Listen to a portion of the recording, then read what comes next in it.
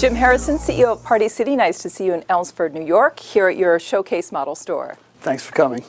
I know one thing that's important to you, especially in the retail business these days, is diversifying beyond serving just retail customers. You're really looking at your business also from the manufacturing and wholesale side. Right. One of the beauties of our model is we really have three pillars. We're a retailer, a manufacturer, wholesaler, and we have a large international presence as well. And as we think about our business, growing our business, we have a great presence in the party specialty. In addition to our own stores, 900 stores, we represent 25 to 35% of what's in most party specialty stores around the country.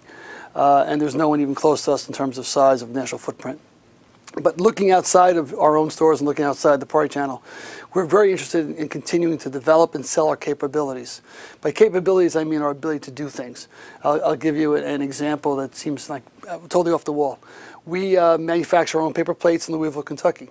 In addition to manufacturing our own paper plates and paper plates for party stores around the world, we also manufacture 350 million chicken pot pie bowls a year for a producer of chicken pot pies.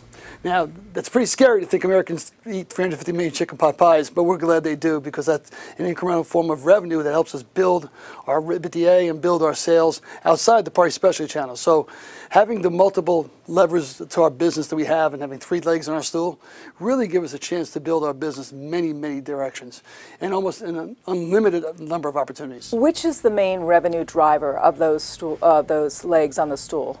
The main revenue driver really is our wholesale manufacturing business because that feeds our own stores, it feeds the stores within the United States, and it feeds the global market where we do over $450 million outside the United States. You do manufacture quite a bit in the U.S. We manufacture 30% of what we sell globally, and we manufacture 20% of the 75 that's in our stores.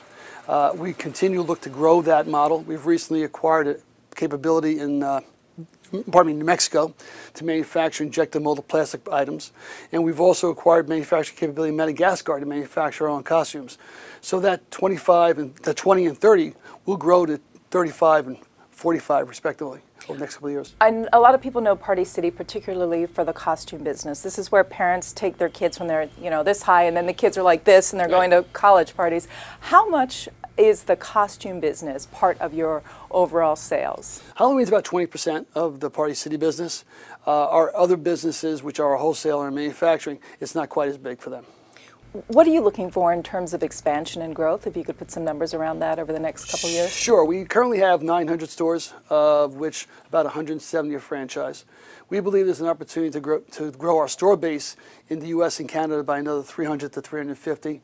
We also recently opened up Mexico with a master franchisee. Currently, there are 2 stores open. They're committed to open up 80 stores over the next 10 years.